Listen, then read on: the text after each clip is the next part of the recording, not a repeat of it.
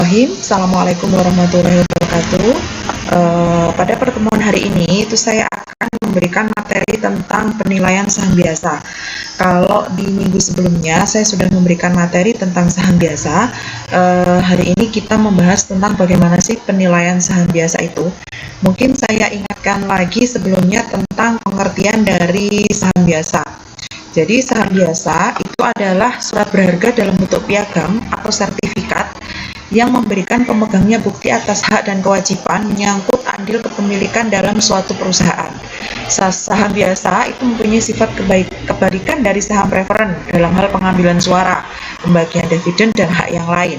Nah, kalau pengertian saham biasa seperti itu, sedangkan pengertian saham preferen itu adalah bagian saham yang memiliki tambahan hak melebihi saham biasa.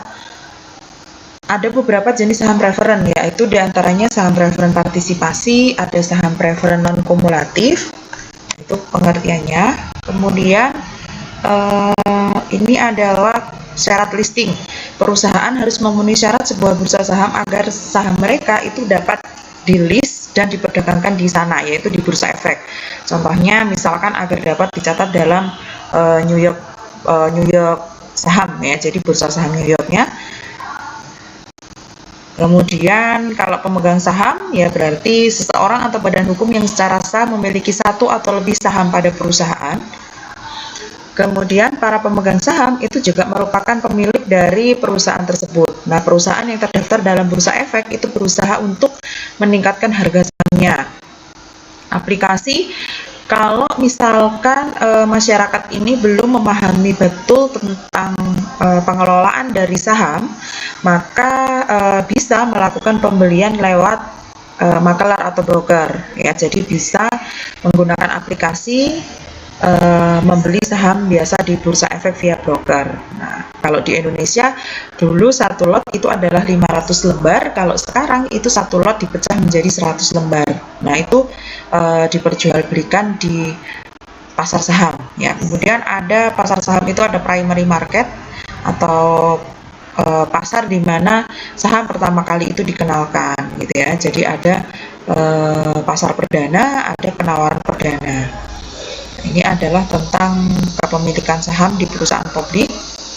Ada pasar primer, ada pasar sekunder. Kalau pasar sekunder, pasar di mana sekuritas yang sudah diterbitkan itu diperdagangkan. Kemudian ini adalah penilaian saham. Jadi tujuan penilaian saham itu adalah untuk karena saham itu merupakan aset finansial yang dapat dijadikan investasi, maka penilaian saham itu dilakukan untuk menentukan apakah yang akan dibeli ataukah apakah yang akan dijual itu sesuai dengan return yang diharapkan, gitu ya. Kemudian nilai saham itu dibedakan menjadi nilai buku ataupun nilai pasar dan nilai intrinsik, ya. Nah, itu untuk tujuannya. Kemudian kalau nilai buku itu apa? Nilai buku merupakan nilai per lembar saham, yaitu aktiva, nilai aktiva bersih atau nilai aset yang dimiliki pemilik dengan memiliki satu lembar saham. Dilihat dari laporan keuangan perusahaan yang bersangkutan. Nilai buku itu diperoleh dari total ekuitas dibagi dengan jumlah saham biasa yang beredar. Kemudian ada nilai intrinsik. Nilai pasar dulu. Nilai pasar itu adalah harga saham di bursa saham pada saat tertentu, ditentukan oleh permintaan dan penawaran saham yang bersangkutan di pasar bursa. Kemudian ada nilai intrinsik. Nilai intrinsik itu adalah nilai sebenarnya atau seharusnya dari suatu saham. Jadi calon investor itu menghitung nilai intrinsik saham untuk memutuskan strategi investasinya. Jika nilai pasar itu lebih dari nilai intrinsik, maka kondisinya adalah overvalue dan saham tersebut harusnya dijual. Ketika nilai pasar kurang dari nilai intrinsik, maka posisinya undervalue, maka posisinya harus membeli saham, seperti itu. Kemudian menentukan nilai intrinsik itu bisa menggunakan analisis fundamental dan analisis teknikal. Analisis fundamental menghitung nilai intrinsik menggunakan data keuangan perusahaan.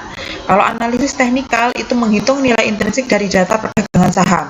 Nah, analisis teknikal itu melihat dari pola pergerakan saham yang diyakini itu akan berulang, biasanya menggunakan grafik atau chart untuk menemukan pola pergerakan harga saham. Nah, ada support level tingkat kisaran harga pada saat analis mengharapkan akan terjadi peningkatan yang signifikan atas permintaan saham di pasar.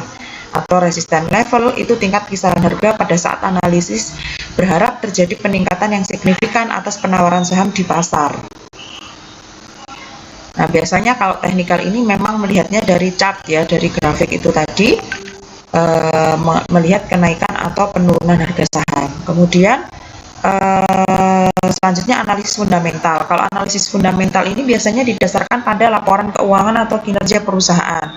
Tahapannya ada analisis top down, analisis ekonomi dan pasar modal, analisis industri maupun analisis perusahaan. Nah, analisis ekonomi ini terdapat hubungan yang erat antara kondisi ekonomi global dan nasional terhadap kinerja pasar modal suatu negara. Kemudian menganalisis biasanya variabel ekonomi makro suatu negara. Kemudian kalau analisis industri itu diperlukan untuk memilih industri yang memiliki prospek yang menguntungkan. Beberapa penelitian itu menyebutkan industri yang berbeda mempunyai tingkat return yang berbeda. Nah, tingkat return masing-masing industri itu berbeda di setiap tahunnya. Nah, kemudian kalau analisis perusahaan ya pakai analisis fundamental yaitu present value approach sama price earning ratio biasanya. Nah, present value approach ini adalah nilai saham dihitung dengan mendiskontokan arus kas masa depan yang diterima oleh investor. Ini jadi rumusnya. Kemudian ini yang price earning ratio. Jadi kalau PER itu harga per lembar saham dibagi laba per lembar saham. Kemudian ada penilaian saham. Nilai saham sama seperti financial asset yang lainnya adalah present value dari aliran kas di masa yang akan datang. Nah, ini penilaian saham preferen. Rumusnya adalah P0, nilai saham preferen itu DPS itu dividen saham preferen dibagi dengan tingkat return yang disyaratkan pada saham preferen. Nah, ini ada contohnya, contoh soalnya. Kemudian kalau penilaian saham biasa itu adalah expected return. Dividen 1 ditambah P1 min P0 dibagi P0 atau dividen yield ya. Nah, ini adalah contohnya untuk saham biasa. Nah, ini juga beberapa contoh untuk saham biasa. Oke, saya rasa itu untuk penjelasan saya terkait penilaian saham biasa ya. Di slide ini juga sudah saya lampirkan terkait contoh soalnya. Terima kasih atas perhatiannya. Sekian dari saya. Assalamualaikum warahmatullahi wabarakatuh.